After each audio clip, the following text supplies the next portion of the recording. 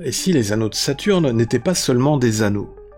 Depuis des décennies, certains scientifiques affirment que d'énormes structures non humaines s'y cachent. Peut-être même de gigantesques vaisseaux extraterrestres tapis dans l'ombre à quelques milliards de kilomètres de la Terre. Dans cette nouvelle vidéo, je vous propose de découvrir des révélations absolument incroyables faites par un ancien ingénieur de la NASA. Et de vous poser une question qui dérange. Et si nous n'étions pas seuls et que nos voisins interstellaires étaient déjà là, en train de nous observer? Bienvenue à vous sur la chaîne UFO Section 51, je suis DosGeek et vous regardez une nouvelle vidéo sur la chaîne dédiée à l'ufologie et au paranormal, enregistrée dans les studios de la TV 42, d'où le 42 juste derrière moi. Encore une fois, merci à vous pour vos commentaires, pour vos likes, pour vos partages. Le succès de cette chaîne depuis 2014 n'est pas seulement dû à mon travail, mais aussi à votre soutien, aussi bien les viewers anglophones que les viewers francophones, en vous abonnant à la chaîne, en likant, en laissant des commentaires et en partageant les vidéos. Donc, encore une fois, merci à vous pour votre intérêt et votre soutien. On va tout de suite se plonger dans le sujet de la vidéo d'aujourd'hui. Vous allez voir, c'est un sujet assez fascinant. Si vous avez suivi toute l'actualité ufologique sur la chaîne UFO Section 51 et aussi sur Internet, ça vient rebondir par rapport à toute cette actualité autour de cet objet interstellaire qui aurait été détecté aux portes de notre système solaire il y a quelques mois. Mais aujourd'hui, on va plutôt fixer notre attention sur la planète Saturne et plus précisément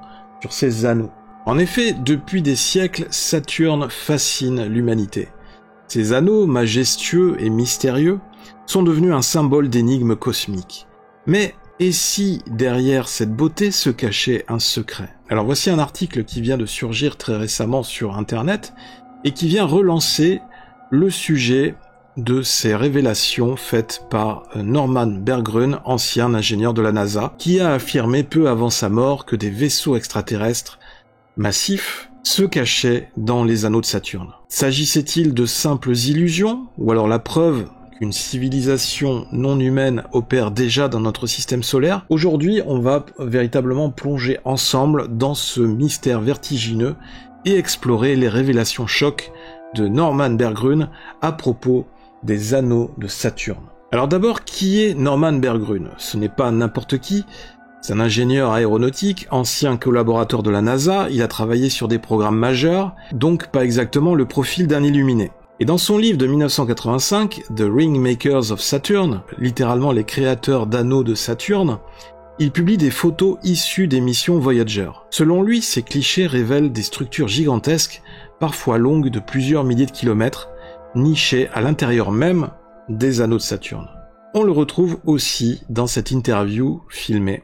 Alors je ne vais pas vous montrer toute la vidéo, je vais vous faire écouter une partie de l'interview. Et j'avais les données de Voyager 1 et Voyager 2 que j'ai examinées et étudiées pendant un bon moment.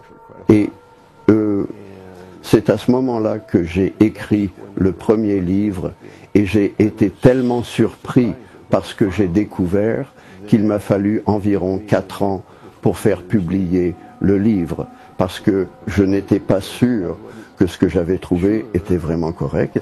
J'ai donc consulté de nombreux articles et livres pour voir, ah oui, ça correspond un peu à ce dont il parle.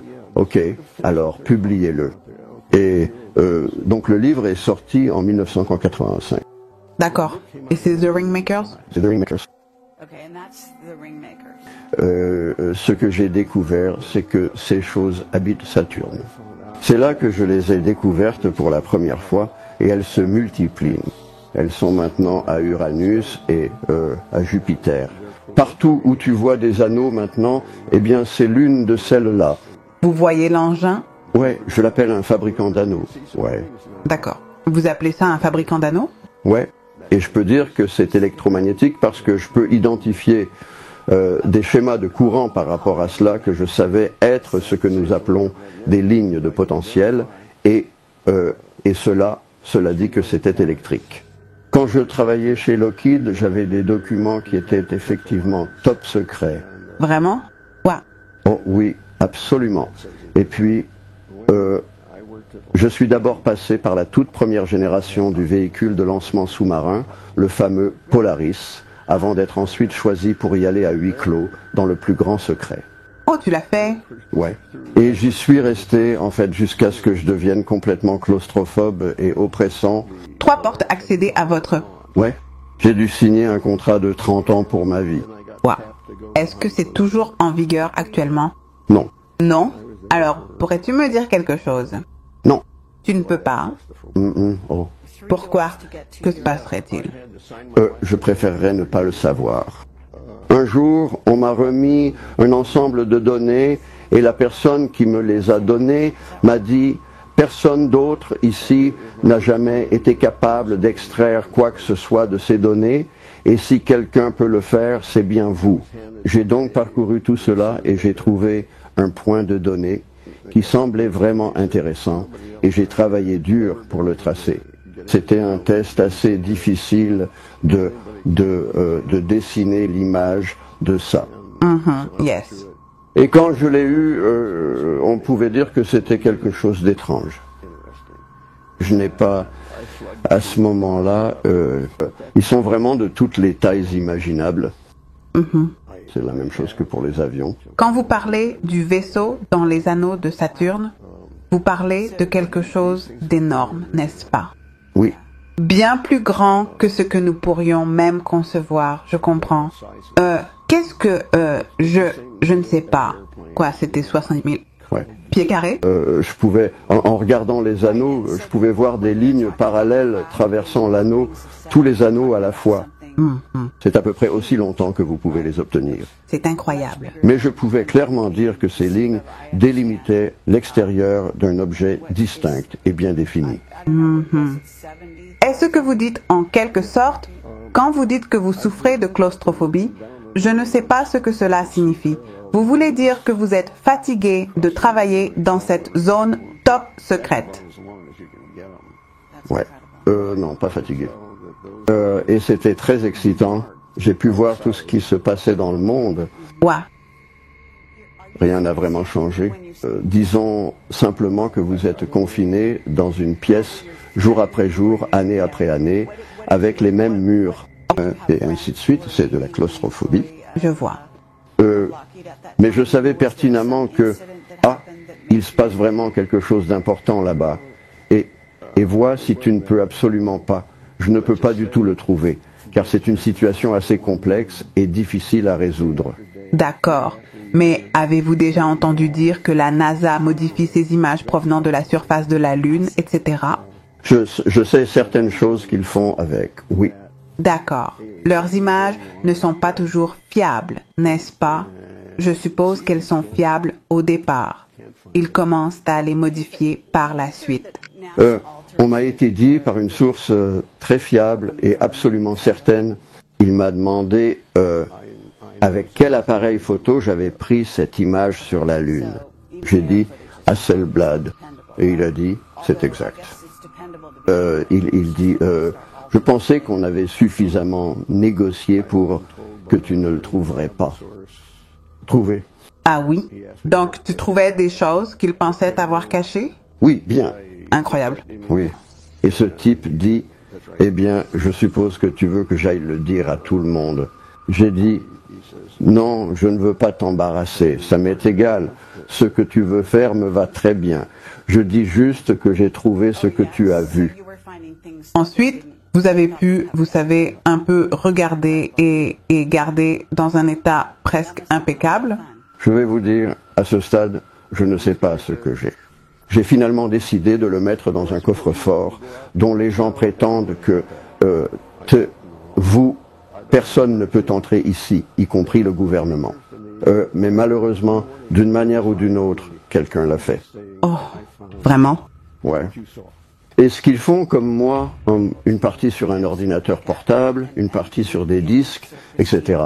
Ils le brouillent, ils le passent dans quelque chose et le brouillent. Donc ce n'est plus... Et parfois, il n'y a tout simplement rien dessus. Et je sais qu'il devrait y avoir quelque chose. Et il n'y a rien.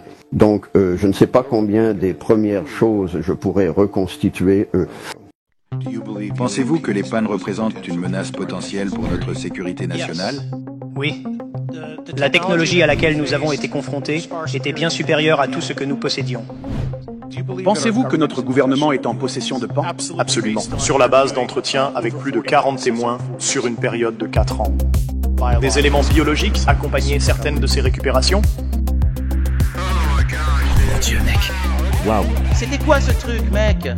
Donc d'après Berggruns, ces engins ne sont pas de simples objets inertes. Ils seraient capables de se déplacer, de modifier la structure des anneaux, voire de les régénérer. En d'autres termes, Saturne ne serait pas juste une planète avec de beaux anneaux glacés, mais plutôt un immense chantier cosmique surveillé par des entités venues d'ailleurs. Et pour lui, ce n'était pas une hypothèse, mais une certitude. Bien sûr, une affirmation aussi énorme a provoqué des débats passionnés. Le docteur Berggruns a affirmé que les anneaux de Saturne n'étaient pas constitués de glace et de roches comme on le croit généralement, mais qu'ils étaient en réalité les gaz d'échappement de ces énormes vaisseaux qu'il appelle créateurs d'anneaux. Il a affirmé que ces véhicules prolifèrent et sont désormais présents sur Jupiter et Uranus, créant de nouveaux anneaux sur des planètes qui n'en avaient pas auparavant. Il a même suggéré que ces véhicules étaient dotés de puissantes sources d'énergie nucléaire et d'une technologie électromagnétique avancée. Il semblait capable de créer des champs électriques massifs, des éclairs plus puissants que ceux observés sur Terre, et des perturbations dans tout le système annulaire. Dans l'interview, le Dr Berggruns a retracé son parcours professionnel, mentionnant son travail chez Lockheed sur la première génération du lanceur sous-marin Polaris. Cela l'avait conduit à travailler dans une zone ultra secrète, à huis clos, où il avait dû signer un accord de confidentialité de 30 ans. Il a expliqué par la suite qu'il avait finalement quitté ce poste en raison de claustrophobie, précisant qu'il ne s'agissait pas d'une peur des petits espaces, mais plutôt de la tension mentale d'être confiné dans la même pièce secrète jour après jour. C'est durant cette période notamment qu'il a détecté lors de ses études un phénomène spatial plutôt inhabituel, après avoir reçu un ensemble de données que personne d'autre ne pouvait interpréter. En les traçant et en recoupant toutes ces données, il a finalement réalisé qu'elles révélaient quelque chose d'étrange.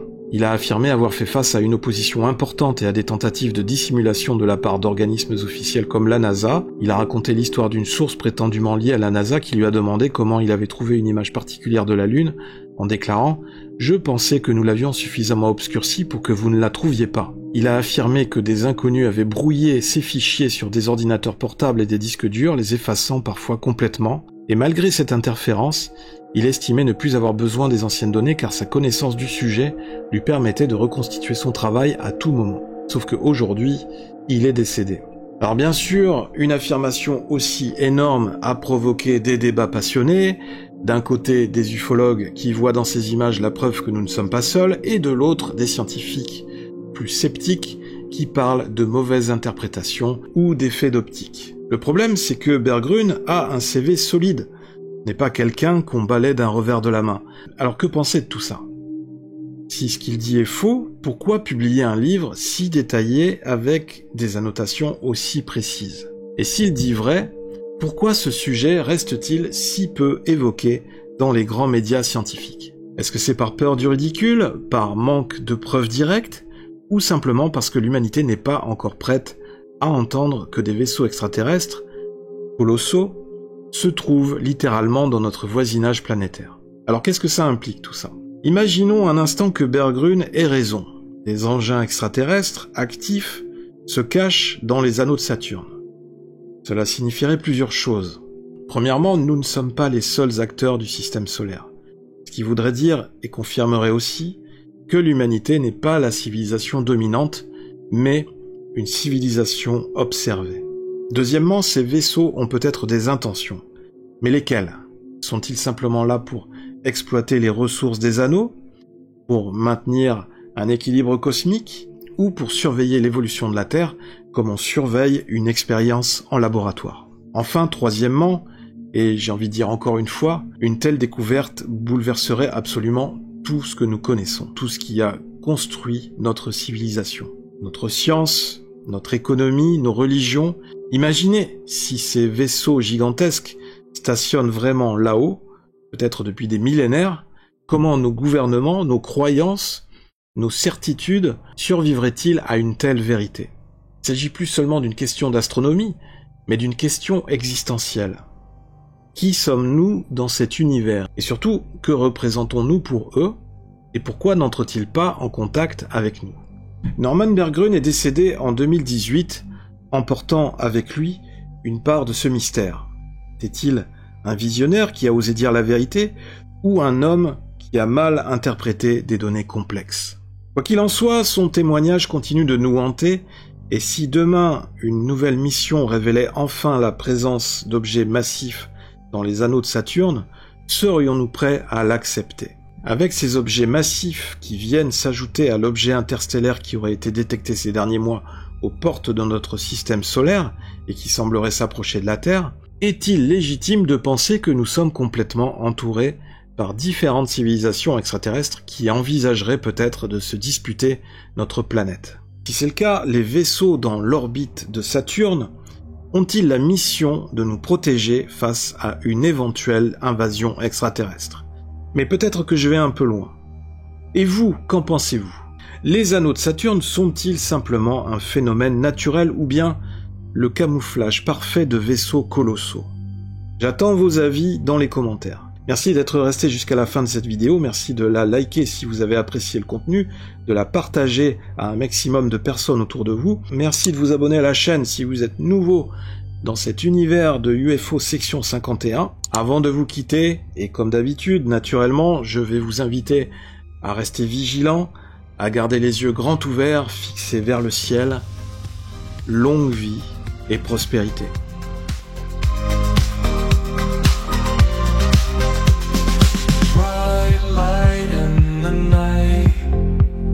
Something's taking flight.